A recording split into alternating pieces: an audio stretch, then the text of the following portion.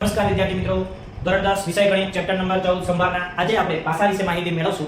જ્યારે પાસાને એકવાર ઉછાળવામાં આવે ત્યારે કુલ પરિણામ કેટલા મળશે? 6 મળશે. હવે આપણે જાણીએ છીએ કે પાસાની ઉપર 6 સપાટી હોય અને એની ઉપર 6 અંકો લખેલા હોય છે. પરંતુ આપણે એની અંદરથી જે પ્રકારની સંભાવના પૂછાય છે એના વિશે માહિતી મેળવીએ. તો આ 6 અંકો છે એને વિવિધ અંકો દ્વારા પણ દર્શાવવામાં આવે છે. જેમ કે આ અંકોનું આપણે વિભાજન કરીએ તો એવી સંખ્યા મળે કે યુગ્મ સંખ્યા, ત્યારબાદ અયુગ્મ સંખ્યા, ત્યારબાદ અવિભાજ્ય, વિભાજ્ય.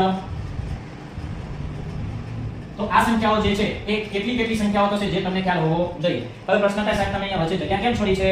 તો યુગ્મ સંખ્યા એટલે શું તમને ખબર હોવી જોઈએ. યુગ્મ એટલે કે બેકી સંખ્યા, અયુગ્મ એટલે કે એકી સંખ્યા. તો આપણે વિચારો કે આ યુગ્મ એટલે બેકી સંખ્યા, આ 6 સંખ્યામાં બેકી સંખ્યાઓ કઈ છે અને કેટલી છે? તો બેકી સંખ્યાઓ આપણી જે થવાની છે એ કઈ થવાની છે? તો કે 2 4 6. એટલે ટોટલ સંખ્યા કેટલી થશે? 3. અયુગ્મ સંખ્યા, અયુગ્મ એટલે એકી સંખ્યા, તો કઈ છે? 1 3 5. કેટલી થઈ?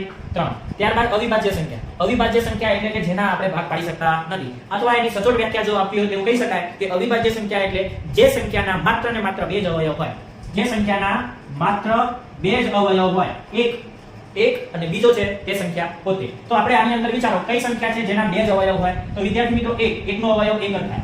એટલે 1 એ વિભાજ્ય પણ નથી, અવિભાજ્ય પણ નથી. 2 ની વાત કરીએ તો 1 2 2 2 1 2.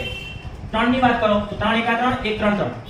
4 ની વાત કરો તો 4 કયા ઘડિયામાં આવશે? 1 ચોક 4, 2 દુ 4, 4 1 4. 5 કયા ઘડિયામાં આવે? 1 5 5 ને 5 1 5. 6 કયા ઘડિયામાં આવશે? તો 1 6 6, 2 3 6, 3 દુ 6, 6 1 6. તો આપણે અહીંયા જોઈ શકો છો જેના 2 અવયવ હોય એ અવિભાજ્ય કહેવાય. તો એવી સંખ્યા કઈ થશે? 2 3 અને 5. તો એ સંખ્યા પણ કેટલી?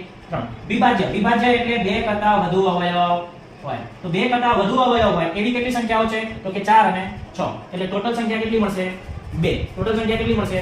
2. તો આ રીતે આપણે પાસાને એક વખત ઉછાળવામાં આવે તો અલગ અલગ પ્રકારની આપણે શક્યતાઓ મળે છે. હા, આને અલગ રીતે પણ હજુ પણ પૂછી શકાય. 2 કરતા મોટી સંખ્યા. ચલો 2 કરતા મોટી સંખ્યા કેટલી છે અને એનો જવાબ તમારે જાતે મને કોમેન્ટ કરીને જણાવવાનો રહેશે. અથવા એવો પણ પૂછાય 2 અને 6 ની વચ્ચેની સંખ્યા કઈ થાય અને કેટલી થાય?